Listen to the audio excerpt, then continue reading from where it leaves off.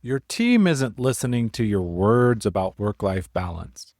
They're watching what time you send emails, noticing when you skip lunch, reading the subtext of every no rush message you send at 10 p.m. And they're learning that boundaries are for other people, not for leaders.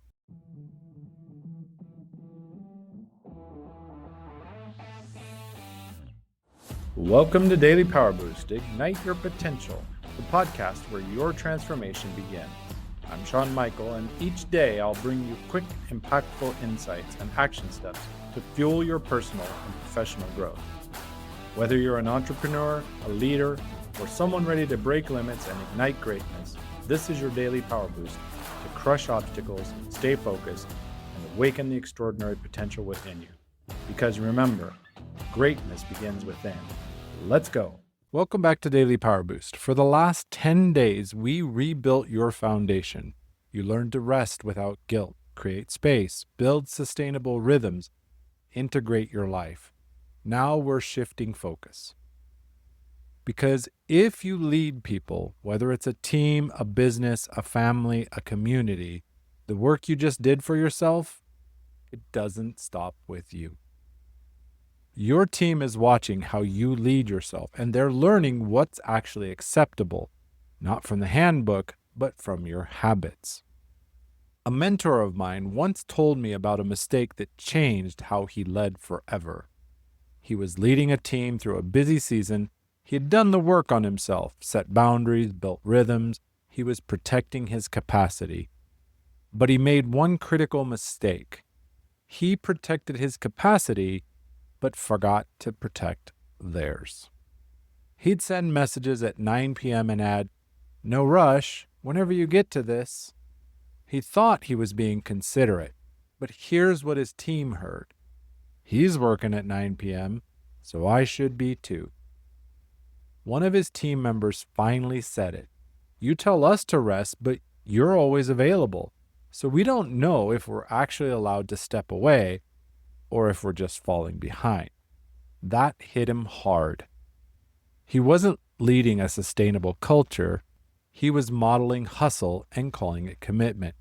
And when he told me that story, it landed with me too, because I realized I had done the same thing. Here's what happens when you don't model the culture you're trying to build. You tell people to set boundaries, but you respond to Slack at midnight. You encourage them to take time off, but you check in while they're gone. You say, work-life balance matters, but you celebrate the person who stays late. And your team learns. Boundaries are for people who aren't serious. Rest is for people who aren't leadership material. And if you want to advance, you got to sacrifice. You didn't mean to teach that, but you did. Because leadership isn't what you say in meetings. It's what you model in the margin. Here's the hard truth. If you've rebuilt your own rhythms, but your team is still burning out, you haven't changed the culture. You've just made yourself the exception. Sustainable leadership isn't about your boundaries.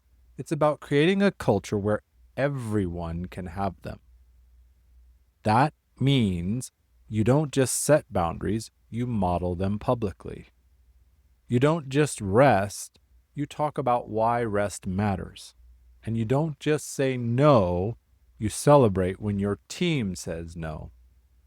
Because your team won't believe they're allowed to rest until they see you rest and see that you're still respected, still valued, still leading well. So let's reframe what culture actually is. It isn't the values on your website. It's the behavior you reward when no one's watching.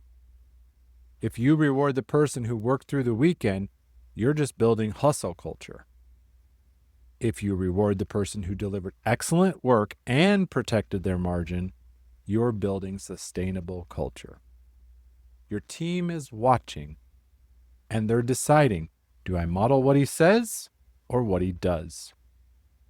Because if those two things don't match, they'll always choose what you do. And that's sustainability. That's what we're building tomorrow.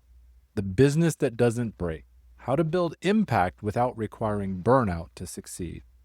Because once you model sustainable leadership, the next question is, can your business model support it? Or are you still structuring success in a way that requires someone to sacrifice? But first, let me land today. Here's your culture you create practice. Look at your last week of communication with your team. What times were you sending messages?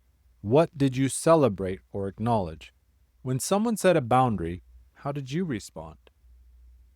Now ask yourself, if my team modeled my behavior exactly, would I be proud of the culture that creates? If the answer is no, that's not a failure, that's clarity. And clarity is the first step toward leading the culture you actually want to build. The most dangerous leaders aren't the ones who burn out. They're the ones who recover and then go back to leading in a way that burns everyone else out. So, if you've done the work on yourself, now extend that work to the people you lead. Model rest, celebrate boundaries, reward sustainability. Because the culture you create isn't just about productivity. It's about whether the people you lead can stay human while they work.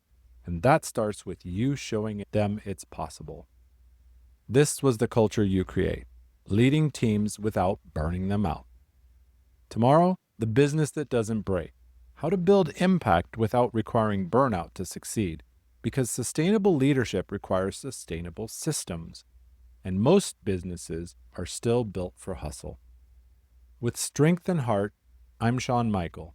Stay close.